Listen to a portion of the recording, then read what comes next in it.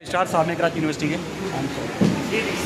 क्यों से ये केस चल रहा था तो यूनिवर्सिटी तैयार नहीं कर सकी कि क्या जवाब दाखिल करना है। कोई तैयारी नहीं थी क्या सर? इतने जल्दी में 3 दिन में यूनिवर्सिटी ने डिग्री मुअत्तल की थी। फैसले कहाँ से आ गए? No comments. तो तैयारी नहीं थी यूनिवर्सिटी के पास, अदालत में पेश होने के लिए आ रहे थे। आप कब तैनात हुए हैं सर? सर आप भी तो पर्चे पकड़ा रहे थे, तैयारी के साथ नहीं आए थे क्या? अस्सलाम वालेकुम दोस्तों, मैं हूं शाहिद हुसैन और मेरे साथ सीनियर साहब असगर उमर साहब और दी न्यूज़ से जो है जमाल खुर्शीद साहब हमारे साथ मौजूद है। और बहुत सारे लोग दोस्त जो है जमाल खुर्शीद साहब का नाम तो जरूर जानते हैं, लेकिन दी न्यूज़ में जमाल खुर्शीद हैं कौन से? तो आज हमारे दूसरे व्लॉग में भी जमाल खुर्शीद साहब मौजूद हैं। आज जस्टिस तारिक महमूद जहांगीरी साहब से मुतालिक सिंध हाई कोर्ट का बड़ा फैसला जो कि पाकिस्तान के आज की खबरों में से सबसे बड़ी खबर है वो सामने है, जिसमें कराची यूनिवर्सिटी की जानिब से उनकी डिग्री को जो मंसूख किया गया था उस फैसले को अदालत ने मुअत्तल कर दिया है और तमाम कार्रवाइयां रोक दी हैं। अदालत के अंदर क्या कुछ हुआ उसकी सारी तफसीलात रखेंगे। सबसे पहले असगर उमर साहब से बात करते हैं और उसके बाद फिर जमाल खुर्शीद साहब से बात होगी। सर अदालत ने क्यों हुक्म इम्तियाज जारी किया? देखिए, आज ये तमाम पूरी सूरत हाल सामने आ गई है। रेगुलर बेंच में चूंकि ये केस था और आईनी बेंच में केस नहीं था, तो ये बहुत फायदा हुआ कि रेगुलर बेंच ने पूरा वक्त दिया लोगों को सुनने का। और आज जब कराची यूनिवर्सिटी के रजिस्ट्रार आए और उन्होंने फिर वक्त मांगा कि वो अपने कमेंट जमा नहीं करा सकेंगे क्योंकि कमेंट्स तैयार नहीं है, उन्होंने इसके लिए वक्त मांगा। तो इन हालात में भी जिस तरह की जुडिशरी है, जस्टिस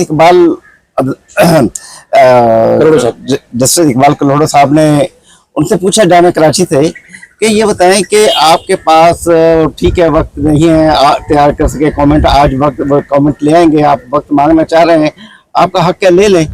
लेकिन इस दौरान अगर जस्टिस साहब के खिलाफ कोई कार्रवाई हो गई तो उसका क्या होगा? उनके दोस्तों में उनकी रेपुटेशन है, उनके दोस्त अहबाब है, मेंटल टॉर्चर है, उनकी तवक्कुआत है, आगे का कैरियर है, ये तमाम चीज़ों को किस तरीके से अगर उनके हक में फैसला हो जाता है तो फिर इसको आप किस तरीके से लौटाएंगे? यानी कि इन सारे मामलों का इजाला कौन करेगा, जिसमें मोहल्ले में, दोस्तों में, अहबाब में, क्लाइंट्स में वकालत अगर करनी पड़ जाए तो किस तरह गुजारा करेंगे? हाँ, तो अब ये तमाम सूरत हाल देखें ना कि किस तरीके से एक एप्लीकेशन आई और 1 हफ्ते के अंदर अंदर उन्हें नोटिस दिए बगैर अदालती कार्रवाई तो एक बहुत लंबे तरीके से हुई ना। उन्होंने पूछा, लेकिन एक उन्होंने कहा कि नेचुरल जस्टिस, आपको कवानीन और दीगर चीज़ों को नहीं पता करना कि क्या एक्ट है क्या कुछ है। एक नेचुरल जस्टिस है कि उनके खिलाफ दरख्वास्त आई, उनका मौक़िफ़ सुन लेते, लेकिन आपने एकदम ये फैसला कर दिया। तो लेकिन आज तक वो जो कार्रवाई की उसका जवाब जमा नहीं करा सके। कितने दिनों से ये केस चल रहा है, कितने हफ्तों से पूरे मुल्क में एक बहरान सा आया हुआ है, अदलिया एक बहरान का शिकार है इसकी वजह से। लेकिन जामे कराची को होश नहीं है और वो इस डिग्री के बारे में कोई तैयारी नहीं कर सके और आज भी वो आ गए। तो रजिस्ट्रार साहब का ये कहना था कि जो वक्त दिया जाए, और रजिस्ट्रार साहब ये भी फरमा रहे थे कि वो नए हैं और नोटिस भी उनको कल ही मिला। अदालत का यही कहना था कि अगर भाई आप यहाँ आए तो किस तवक्को पर आए, कुछ सोच कर आना चाहिए था ना, अदालत आपसे कुछ पूछेगी। और ये हमने देखा है कि पूरे सूबा सिंध में या जब सिंध हाई कोर्ट में हम ये देखते हैं कि जब कोई केस अदालतों में आता है तो मुख्तलिफ महकमों ने ये रविश अपनाई हुई है कि वो उन अफसरान का तबादला कर देते हैं और आते ही हर अफसर आके, वो SBC हो, एजुकेशन का हो, पुलिस ऑफिसर हो, वो उन केस के मुतालिक कहते हैं या मिसिंग पर्सन के केस हो, वो आके कहते हैं कि हम नए अपॉइंट हुए हैं, हमें इस केस का पता नहीं है, हमें वक्त दिया जाए ताकि हम पता कर सकें। एक ये नई रविश चली है, ये बैड गवर्नेंस के लिए तौर पर तो एक तबाह सूरत हाल है। लेकिन आज अदलिया ने, आज बेंच ने बहुत अच्छे तरीके से कहा कि हमारे पास भी जब पहले दिन केस आया था और उन्होंने स्टे ऑर्डर मांगा था, लेकिन हमने स्टे ऑर्डर नहीं दिया था क्योंकि हमें आपके जवाब का इंतजार था। लेकिन आज भी आप बगैर जवाब के आ गए हैं तो हमें बहुत सारी चीज़ें मद्देनजर रखना पड़ती हैं कि उनका कैरियर क्या होगा, उनके फैमिली में और उनका सोसाइटी में जो इमेज बना है उसके बारे में क्या होगा अगर नुकसान पहुंचा जाता है। तो आज उन्होंने स्टे ग्रांट कर दिया। जमाल भाई, आपने देखा कि अदालत ने भी सवाल उठाया और बैरिस्टर सलाउद्दीन पवर साहब ने भी जो है तमाम बार जो है वो जस्टिस बैरिस्टर सलाउद्दीन अहमद साहब ने भी बार बार जो है वो अदालत के सामने भी रखा, मीडिया के सामने भी, कि एक दरखास्त के ऊपर महज 3 दिन के अंदर यूनिवर्सिटी ने फैसला कर दिया। लेकिन आज कराची यूनिवर्सिटी की तरफ से जो रजिस्ट्रार पेश हुए शायद वो तैयार भी नहीं थे, बार बार वकील उनको बोलते रहे कि ये बोलें, फिर उस पर भी अदालत ने हैरानगी का इज़हार किया कि ये पीछे कौन है, तो उन्होंने कहा ये हमारी लीगल टीम का हिस्सा है। और टाइम जब उन्होंने 1 हफ्ते का मांगा था तो पीछे से एक बंदे की तरफ से पर्ची दी गई कि 2 दिन का टाइम ले लो, 2 दिन का टाइम ले लो। लेकिन ना सिर्फ अदालत को कराची यूनिवर्सिटी जवाब दे पा रही है और इतनी जो एक ताबड़तोड़ कार्रवाई की, हमने भी पीछे लग के कोशिश की कि उनसे सवाल करें कि आप जब 3 दिन में इतनी बड़ी कार्रवाई कर सकते हैं तो अदालत में जवाब जमा कराने के लिए आप मोहलत ले रहे हैं। कुछ तो जमा कराते, तफसीली जवाब जमा कराने के लिए जो है टाइम ले लेते, लेकिन वो भागते हुए नजर आए, जवाब नहीं था। तो अदालत जो सवाल उठा रही थी कि अगर इस दौरान जस्टिस तारिक महमूद जंदरी साहब के खिलाफ कोई एक्शन हो जाता है, 6 महीने तक इस दरखास्त पर कोई फैसला नहीं हो जाता, जो उनकी दरखास्त यहाँ से हाईकोर्ट में पेंडिंग होगी, तो इन सारे नुकसानों का इजाला कौन करेगा, इसकी रिकवरी कैसे होगी, मोहल्ले में, समाज में, खानदान में, इलाके में एक उनकी इज्जत नफ्स मजरू हो रही है, तो उसका जिम्मेदार कौन होगा? बिल्कुल, शायद आपने ये सही कहा। असल में कराची यूनिवर्सिटी शुरू से ही सिंसियर नहीं थी अपना, ये उसने फैसला तो कर लिया किसी के कहने पे या उसका दरखास्त सुनने पे, लेकिन आप ये देखें कि इससे पहले ये सेकंड राउंड ऑफ लिटिगेशन है। इससे पहले जो कराची बार जिसमें जस्टिस जहांगीरी की पिटीशन, तो ये सेकंड राउंड में आई है। इससे पहले एडवोकेट्स, कराची बार और दीगर जो लोग हैं वो पिछले साल से इस मामले को उठा चुके हैं और कॉज ऑफ एक्शन 2000 अगस्त से शुरू हो चुका है, तो 24 के। तो हम उसमें देखते हैं कि जवाब कराची यूनिवर्सिटी का आया हुआ था, उसमें जस्टिफाइड किया हुआ था, और जुरिसडिक्शन ऐसा नहीं है कि इनके पास जवाब नहीं था। पिछली पिटीशन में कराची यूनिवर्सिटी अपना जवाब जमा करा चुकी है और उसको जस्टिफाइड भी कर चुकी है कि उनका अथॉरिटी है और हाई कोर्ट की जुरिसडिक्शन, ये सारा जवाब था। अब मुझे नहीं पता कि यहाँ पे आके टाइम लेने की क्या वजह आई है। और हम देखते हैं कि जो इससे पहले जब डिसमिस हुई थी नॉन प्रोसिक्यूशन, तो उस वक्त इनके कराची यूनिवर्सिटी के वकील भी खड़े थे, हर चीज उनका, मतलब ऐसा नहीं है कि बिल्कुल इन्हें कल ही पता चला है कि ये नया फ्रेश मामला है। ये सेकंड राउंड ऑफ लिटिगेशन है। मैंने पहले भी अर्ज किया था कि अदालतों में इसी तरह केस बढ़ते हैं हर तरफ से, कराची यूनिवर्सिटी हो या कोई दूसरा महकमा हो। यहाँ पे यही वतीरा बना हुआ है सरकारी आसान का कि कोई मामला हो उस पे तारीफ पे तारीफ ली जाए और कोर्ट प्रोसेस सही ना किया जाए। ये एक आप जस्टिस जहांगीरी के इस मामले में देख लें, इस तरह की नॉन सीरियस सिचुएशन देखने को नजर आ रही है। आम लोगों में अगर कोई बाबुली स्टूडेंट जो इसका कोई मसला हो जाता है तो उसमें कराची यूनिवर्सिटी का क्या रिस्पॉन्स होता है और उसका कितना कैरियर जाया होता है, ये एक अलग बहस हो सकती है इसमें। तो बहरहाल जमाल भाई, असर भाई, देखिए मैं आपको ये बताना चाहता था कि आज कराची यूनिवर्सिटी की तरफ से जवाब क्यों नहीं आया।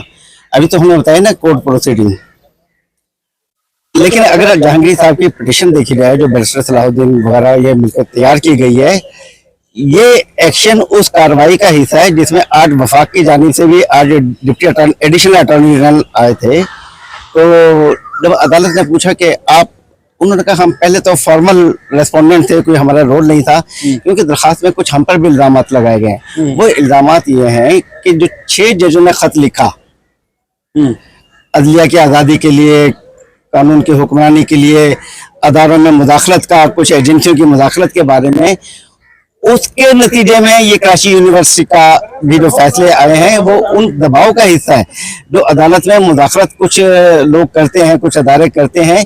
ये बज़ाहिर उसका एक हिस्सा नजर आता है जिससे कराची यूनिवर्सिटी कंफ्यूज है और किसकी हदायत पर फैसला किया वो इसलिए जवाब नहीं दे पा रहे हैं। तो जो वफाक के खिलाफ इल्जाम लगाए गए हैं, वजारत कानून और इंसाफ है या वफाक को जो फरीक बनाया गया वो इसलिए बनाया गया है कि 6 जजों के खिलाफ, एक जज के खिलाफ तो उसकी डिग्री का कार्रवाई आ गई, दूसरे जजों के खिलाफ आ गया, उनके घरों में कैमरे लगाए जा रहे हैं, बेडरूम में कैमरे लगाए जा रहे हैं। ये जो मिल रहा है उस एक बड़े गेम का एक हिस्सा है कि जजों को परेशान किया जाए।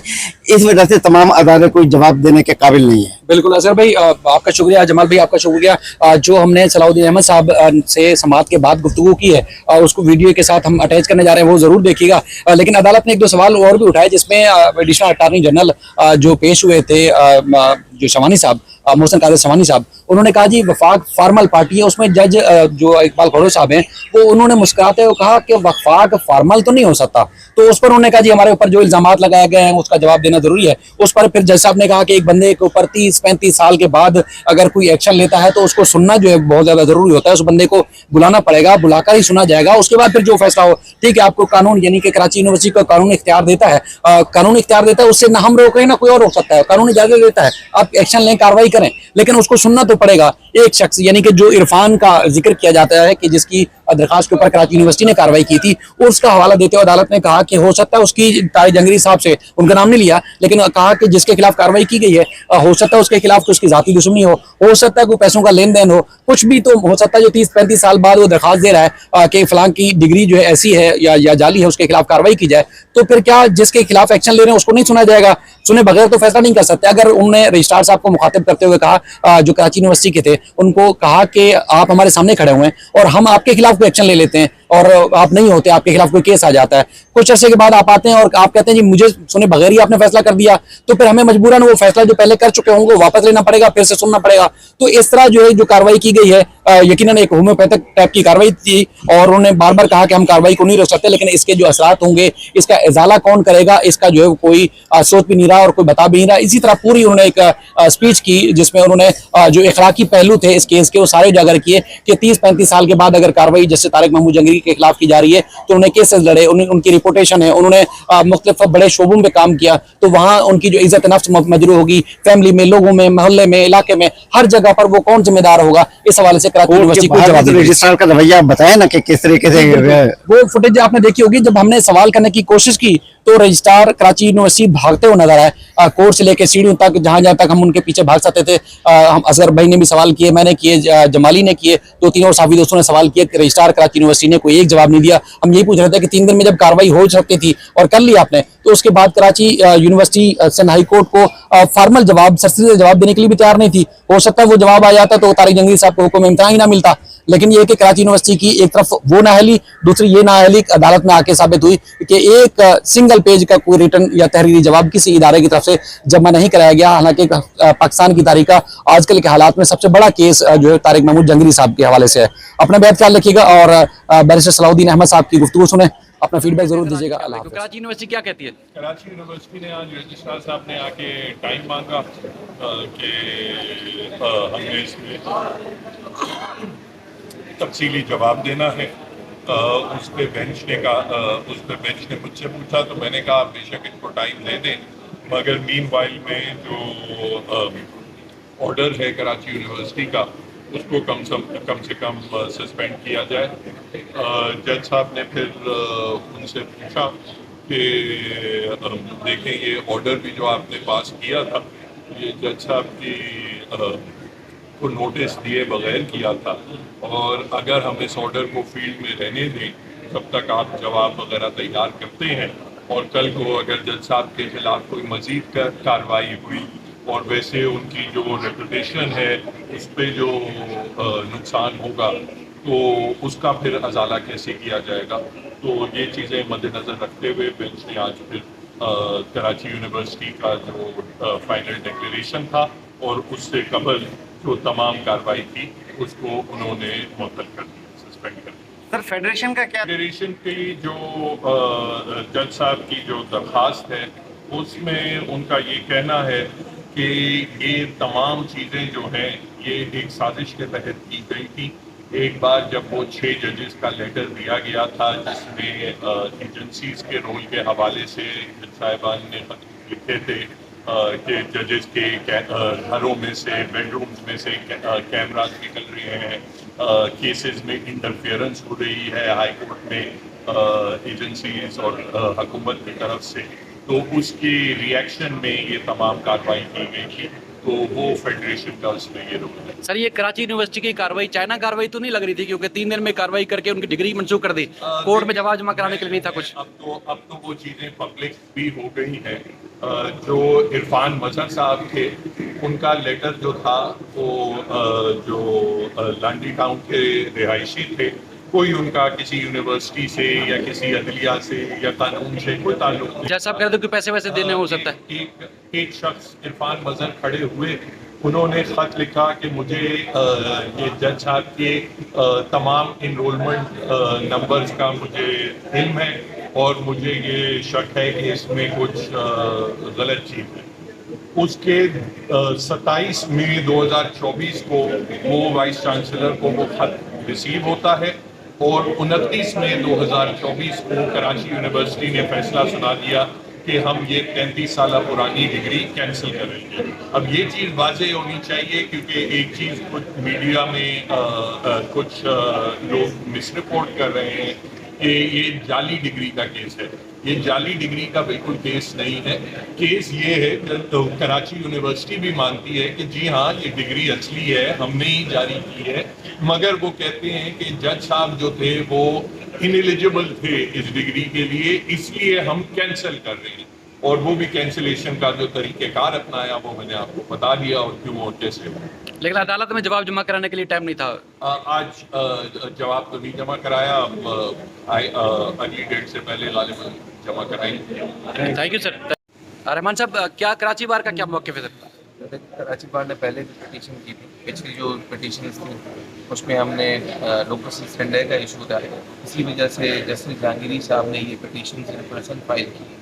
और कराची बार का मौक़िफ़ बहुत क्लियर है कि हमने अपनी पिटीशन उन 5 जजेस के लिए, वैसे भी कराची बार की तरफ से मेरे ही नाम से जनरल सेक्रेटरी हमने सुप्रीम कोर्ट में फाइल की हुई है। और यहाँ पर भी सॉलिडेरिटी हमारी बार पूरी जस्टिस जहांगीरी के साथ इस तरह का कोई अमल होता है कि जिस तरीके से वो पहले एडवोकेट जनरल भी रह चुके हैं, उन्होंने कई साल वकालत भी की है, और अब वो जस्टिस में हैं, तो 3 लाइनों का कोई खत किसी की तरफ से आ जाता है तो क्या वो इस तरह की कलरेबल एक्सरसाइज करके किसी ऐसे खुददार इंसान को जो मनसब पर बैठ के लोगों को इंसाफ के लिए सर्व कर रहा हो, उसे कुछ डायरेक्शंस न मानने के ऊपर या एग्जेक्टिव कंट्रोल की वजह से इस तरह का इबरत का निशाना बनाया जाए, तो हम ऐसे हर अमल के खिलाफ कानूनी चाराजोई करते हैं।